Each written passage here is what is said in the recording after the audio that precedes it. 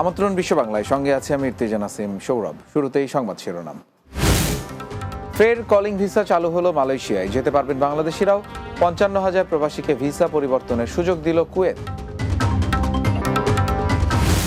বাড়ছে বৈধ পথে আসা প্রবাসী আয়, বৃদ্ধি পেয়েছে রিজার্ভ। বাংলাদেশ ব্যাংকের বর্তমান জমা $২,৪৩০ কোটি। এবং পাসপোর্ট জটিলতায় স্পেনের শতাধিক প্রবাসী বাংলাদেশি, বাড়ছে ভোগান্তি। রেসিডেন্ট কার্ড সহ কাজ হারানোর আশঙ্কা অনেকের।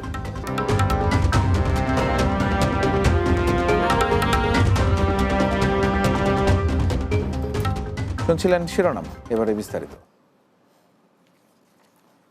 পাম বাগানে কাজের জন্য বাংলাদেশি সহ বিদেশি কর্মী নেয়ার ঘোষণা দিয়েছে মালয়েশিয়া। এর মাধ্যমে দেশটিতে বন্ধ থাকা কলিং ভিসা পুনরায় চালু করল দেশটির সরকার। ম্যানুয়াল পদ্ধতিতে চাহিদাপত্র সত্যায়নের মাধ্যমে নেওয়া হবে এই কর্মী। মঙ্গলবার এক বিজ্ঞপ্তিতে তথ্য জানিয়েছে মালয়েশিয়ার বাংলাদেশ হাই কমিশন। বিজ্ঞপ্তিতে বলা হয়, নতুন করে প্ল্যান্টেশন সেক্টরে বিদেশ কর্মী নিয়োগের সিদ্ধান্ত নিয়েছে মালয়েশিয়া। সংশ্লিষ্ট মন্ত্রণালয় থেকে এরই মধ্যে কর্মী নিয়োগের কোটা অনুমোদন শুরু হয়েছে। বাংলাদেশ হাই কমিশনের পক্ষ থেকে এরই মধ্যে প্ল্যান্টেশন সেক্টরের চাহিদাপত্র ম্যানুয়াল পদ্ধতিতে সত্যায়ন করা হচ্ছে। মালয়েশিয়ায় কর্মী নিয়োগের চাহিদাপত্র সত্যায়নের জন্য উল্লেখিত বিজ্ঞপ্তিতে চাওয়া তথ্যাদি বাংলাদেশ হাই কমিশনে জমা দেওয়ার জন্য সংশ্লিষ্টদের অনুরোধ করা হয়েছে। এছাড়াও কর্মী নিয়োগের চাহিদাপত্র সত্যায়নের জন্য সংশ্লিষ্ট কোম্পানির অনুমোদনপত্র সহ অন্তত 15 রকমের তথ্য চাওয়া হয়েছে বিজ্ঞপ্তিতে।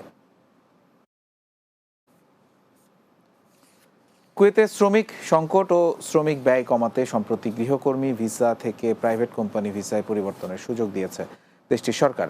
আর এই সিদ্ধান্ত স্থানীয় বাজারে শ্রমিক সংকট দূর করতে অবদান রাখছে বলে মনে করছেন প্রবাসীরা।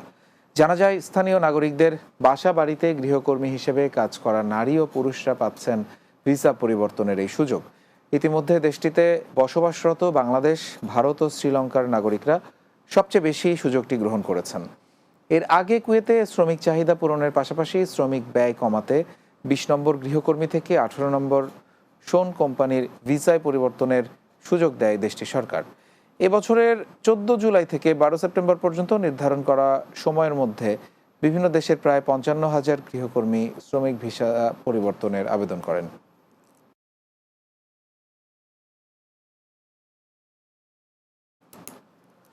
বৈধ পথে আসা প্রবাসী আয় প্রবৃদ্ধির কারণেই দেশের রিজার্ভ বৃদ্ধি পেয়েছে, ফলে থামানো গেছে রিজার্ভের পতন।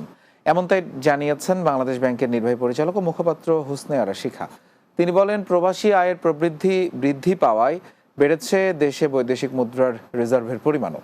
শুধু তাই নয়, বাংলাদেশ ব্যাংক মনে করে রিজার্ভের পতন থামানো গেছে। জানা যায়, বাংলাদেশ ব্যাংকের রিজার্ভে বর্তমানে রয়েছে $২,৪৩০ কোটি।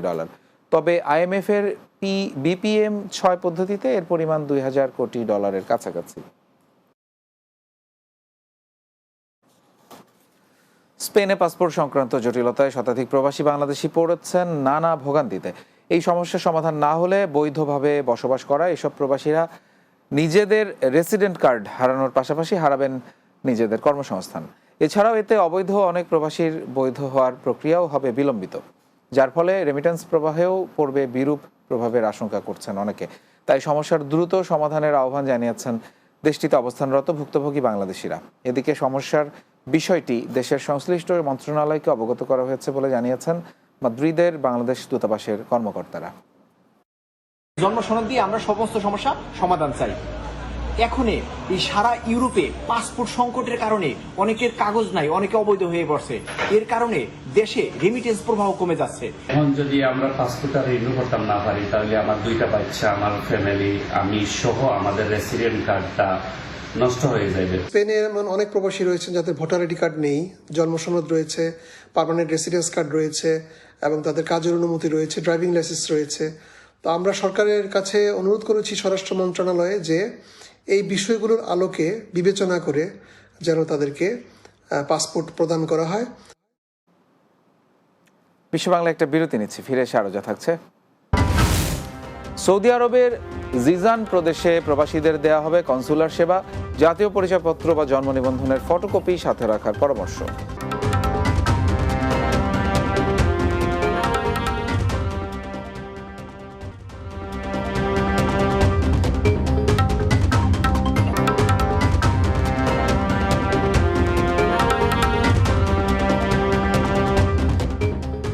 বিরতির পর আবারও স্বাগত বিশ্ব বাংলায়। আগামী 20 ও 21 সেপ্টেম্বর শনি ও রোববার সৌদি আরবের জিজান প্রদেশে বসবাসরত প্রবাসী বাংলাদেশিদের কনসুলার সেবা দিবে বাংলাদেশ কনসুলেট জেনারেল জেদ্দা। আবহাওয়া প্রতিনিধি এম ইব্রাহিম খলিল জানান, জিজান শহরের স্থানীয় হ্যাপি টাইম পার্ক সংলগ্ন ক্লাবে দুদিন সকাল 8টা থেকে বিকেল 6টা পর্যন্ত এই সেবা কার্যক্রম চলবে। সেবাসমূহের মধ্যে রয়েছে পাসপোর্টের আবেদন গ্রহণ, মেয়াদ উত্তীর্ণ ডিজিটাল পাসপোর্টের রি-ইস্যুর আবেদন গ্রহণ, ওয়েজ আর্নার্স কল্যাণ বোর্ডের সদস্যপদ নিবন্ধন ও সোনালী ব্যাংকের অ্যাকাউন্ট খোলা সহ অন্যান্য সেবা। কনসুলার সেবা নিতে প্রত্যেক প্রবাসীকে জাতীয় পরিচয়পত্র বা জন্ম নিবন্ধনের ফটোকপি সাথে নিয়ে আসার জন্য অনুরোধ জানানো হয়েছে। অন্তর্বর্তী সরকারের কাছে প্রবাসী বাংলাদেশিদের প্রত্যাশা নিয়ে লেবাননে আলোচনা সভা অনুষ্ঠিত হয়েছে। বাংলাদেশ প্রবাসী অধিকার পরিষদ লেবানন শাখার উদ্যোগে দাওরার সিআইটি কলেজে এই আয়োজন করা হয়। লেবানন থেকে বাবু সাহা জানান, সংগঠনটির সভাপতি ফিরোজ ডাকুয়ার সভাপতিত্বে অনুষ্ঠান সঞ্চালনা করেন সাধারণ সম্পাদক সুমন হাওলাদার ও যুগ্ম সাধারণ সম্পাদক আসাদুল ইসলাম। এতে প্রধান অতিথি ছিলেন সংগঠনটির কেন্দ্রীয় কার্যনির্বাহী পরিষদের নেতা রেজাউল করিম। সভায় ভার্চুয়ালি বক্তব্য রাখেন বাংলাদেশ গণ অধিকার পরিষদের সভাপতি নুরুল হক নূর। এ সময় প্রবাসীদের 10 দফা তুলে ধরে বক্তব্য রাখেন সংগঠনটির সদস্য শামীম আহমেদ, লুৎফুর রহমান, ফোরকান আহমেদ, ফুল মিয়া ও রাকিব খান সহ অনেকে। প্রবাসীর উদ্যোগে সিলেটের ওসমানীনগরে 250 জন দরিদ্রের মাঝে রান্না করা খাবার বিতরণ করা হয়েছে। মঙ্গলবার তাজপুর কাশিপাড়া গ্রাম ও হজরত শাহজালাল এতিমখানায় এসব খাদ্য সামগ্রী বিতরণ করেন যুক্তরাজ্য প্রবাসী মোহাম্মদ রাসেল। এ সময় 150 জন এতিম ও অসহায়ের মাঝে ফুড ব্যাগ বিতরণ করেন স্বেচ্ছাসেবীরা। পরে গণমাধ্যমের সঙ্গে আলাপকালে দেশের উন্নয়ন ও দেশের মানুষের জন্য কাজ করে যাওয়ার প্রত্যাশা জানিয়েছেন এই রেমিটেন্স যোদ্ধা।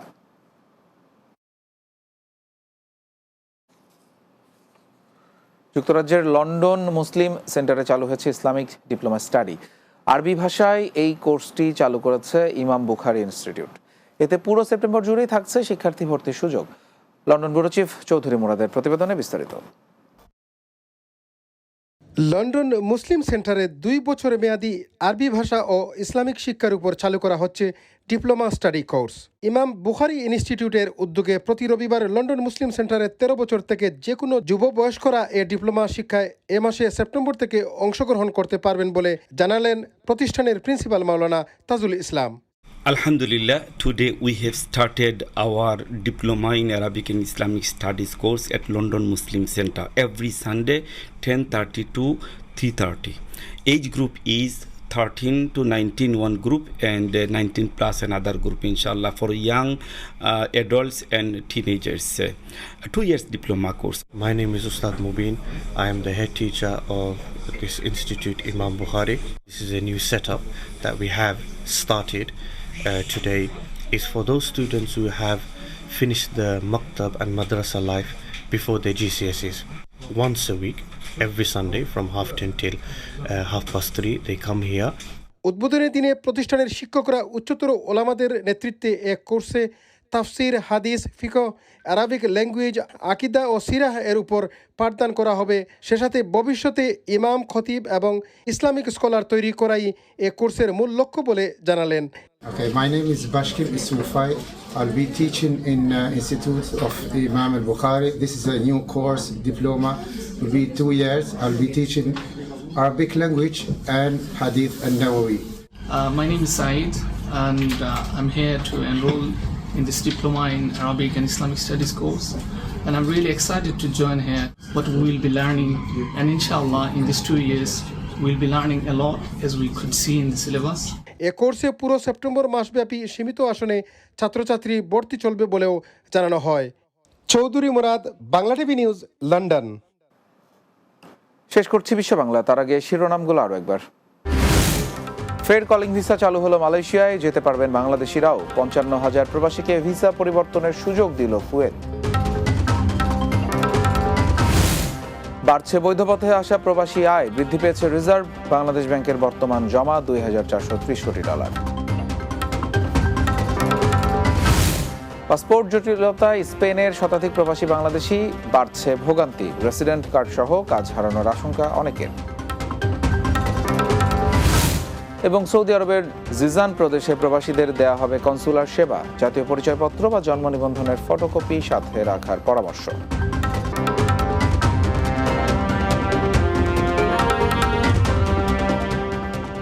এই ছিল বিশ্ব বাংলায়। এতক্ষণ আমাদের সঙ্গে থাকার জন্য ধন্যবাদ সবাইকে।